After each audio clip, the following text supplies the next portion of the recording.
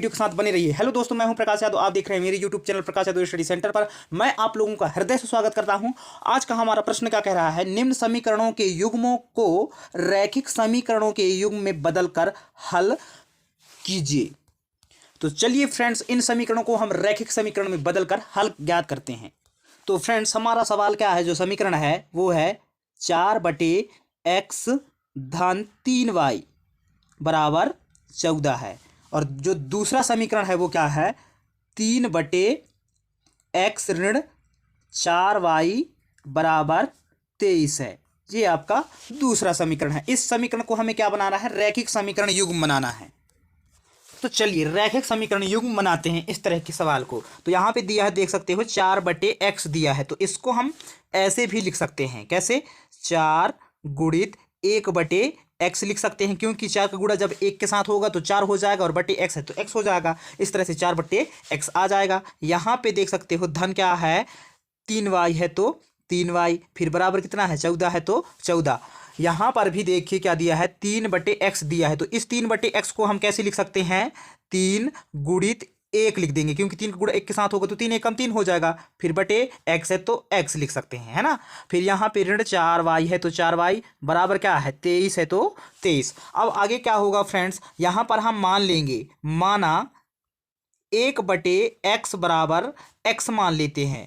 देख सकते हो 1/x ये दिया है यहाँ पर भी, और यहाँ पर भी 1/x दिया है, तो इसके बराबर हम क्या मान लिए, 1/x बराबर x मान लिए हैं। ठीक है, तो आगे क्या होगा, देख सकते हो यहाँ पर ये 3 है तो 3, फिर गुणा का चिन्ह है तो गुणा का चिन्ह, फिर क्या दिया है दोस्तों, 1/x दिया है। तो यहाँ पर आप देख सकते हो 1/x बराबर x मान लिए हैं, तो 1/ये x के स्थान पे क्या लिखेंगे, हम 1/x के स्थान पर x लिख सकते हैं, क्योंकि 1/x बराबर x है, तो यहाँ पे हम x लिख दीजिए, x लिख लिए। इसके बाद यहाँ पे ऋण है तो ऋण, फिर क्या है 4y है तो 4y, और बराबर 23 है तो 23।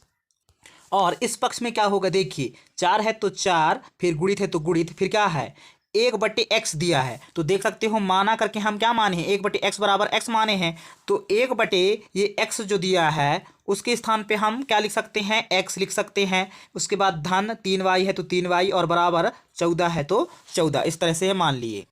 तो दोस्तों अब यहाँ से क्या होगा आगे, देखिए ये 4 गुणित x है, तो 4 का गुणा x के साथ करेंगे तो क्या हो जाएगा, 4x हो जाएगा। फिर धन 3y है तो 3y हो जाएगा, फिर बराबर क्या है, 14 है तो 14 हो जाएगा। इसको दे देते हैं हम समीकरण नंबर 1। और इस पक्ष में देख सकते हैं आप क्या दिया है, 3 गुणित x दिया है, तो 3 का गुणा हम x के साथ करेंगे और यहाँ पे लिखेंगे, तो 3 गुणित x तो क्या हो जाएगा, 3x हो जाएगा। फिर क्या है, ऋण है तो ऋण, फिर 4y है तो 4y, उसके बाद यहाँ पे देख सकते हो बराबर 23 है तो बराबर 23। इसको दे देते हैं हम समीकरण नंबर कितना, दूसरा। तो फ्रेंड्स ये हैं आपके रैखिक समीकरण युग्म। तो देखिए आपने कितना सरल तरीके से हम रैखिक समीकरण युग्म बना लिए हैं। अब इनको हल करते हैं और x और y का मान ज्ञात करते हैं। अब इन समीकरणों को हम विलोपन विधि से हल करेंगे, ये दोनों समीकरणों को, समीकरण नंबर 1 और समीकरण नंबर 2 को। तो यहाँ पर ये जो 3 दिया है, ये 3x, इस 3 का गुणा कहाँ कर देते हैं, समीकरण नंबर 1 में कर देते हैं। और यहाँ पे दिया है 4x, तो 4 का गुणा समीकरण नंबर हम 2 में कर देते हैं।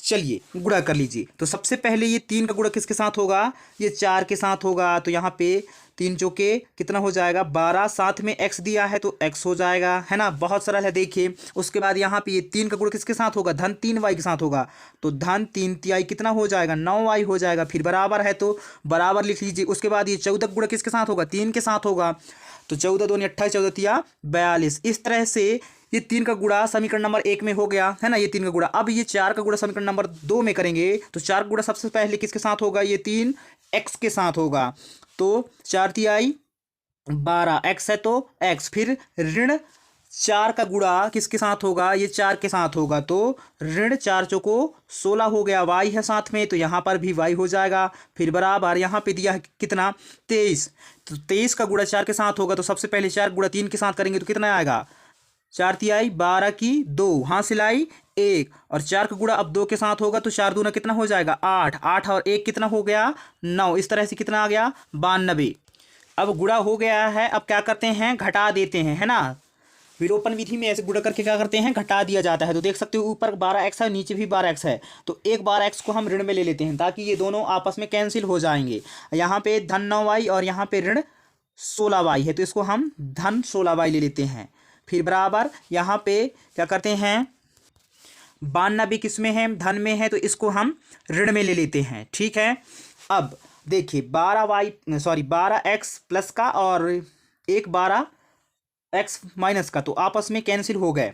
अब यहाँ पे 9 और 16 को जोड़ेंगे तो कितना हो जाएगा, 9 और 16 25, साथ में y है तो y, फिर बराबर है तो बराबर। अब 92 में 42 घटा दीजिए, तो देखिए यहाँ पे हम रफकार कर लेते हैं, तो क्या हो जाएगा, 2 में 2 घटेगा, बचेगा कितना, 0। 9 में 4 घटेगा, कितना बचेगा, 5। इस तरह से कितना आ गया, 50 आ गया। लेकिन देख सकते हो आप यहाँ पे 92 में ऋण लगा है, तो यहाँ ऋण 50 आएगा। ठीक है, अब आगे क्या होगा, हमें y का मान चाहिए, तो यहाँ पे हम लिखेंगे y बराबर ऋण कितना है, 50 है, तो 50 और बटे ये वाली 25, तो बटे यहाँ पे आ जाएगा कितना, 25।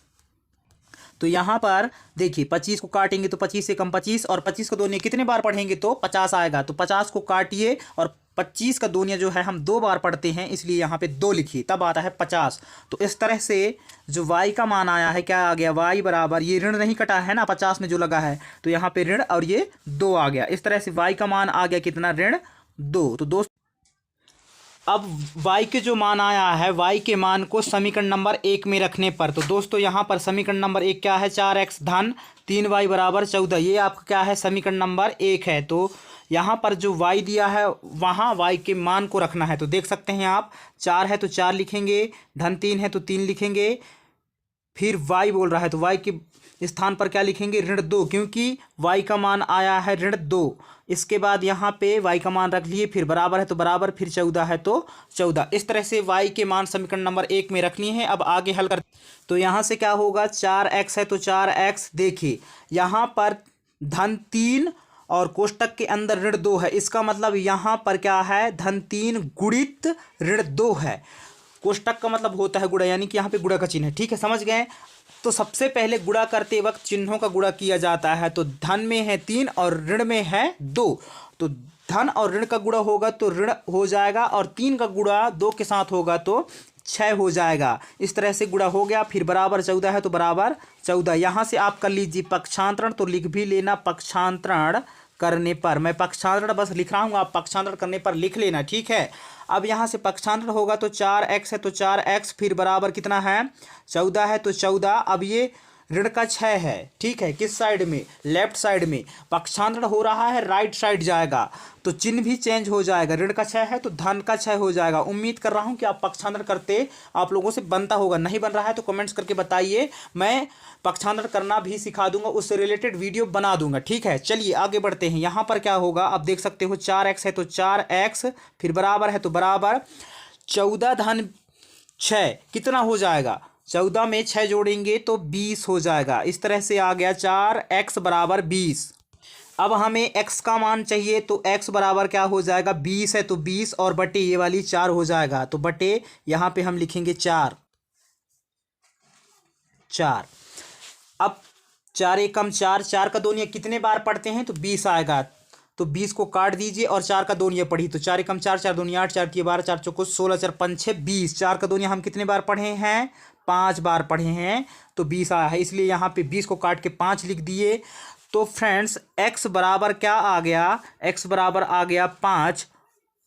ठीक है, और y बराबर क्या आया था, जैसे कि आपको ज्ञात है, y बराबर आया था ऋण 2। ठीक,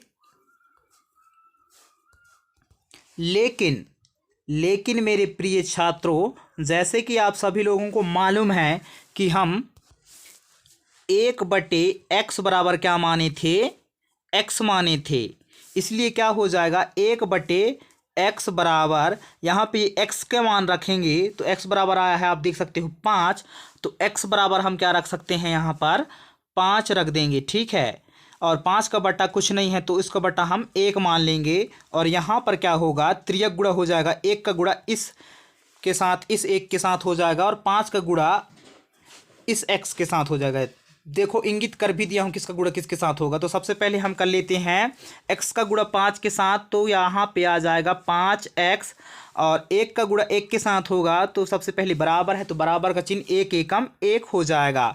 उसके बाद हमें x का मान चाहिए तो क्या हो जाएगा, x बराबर यहाँ पे देख सकते हो 1 है तो 1 और बटे ये वाली 5 हो जाएगा। तो इस तरह से x बराबर कितना आ गया, 1/5 आ गया। तो फ्रेंड्स आपका जो आंसर कहलाएगा वो क्या कहलाएगा, यही कहलाएगा, x बराबर 1/5 कहलाएगा आंसर। ठीक है, x का मान ये कहलाएगा।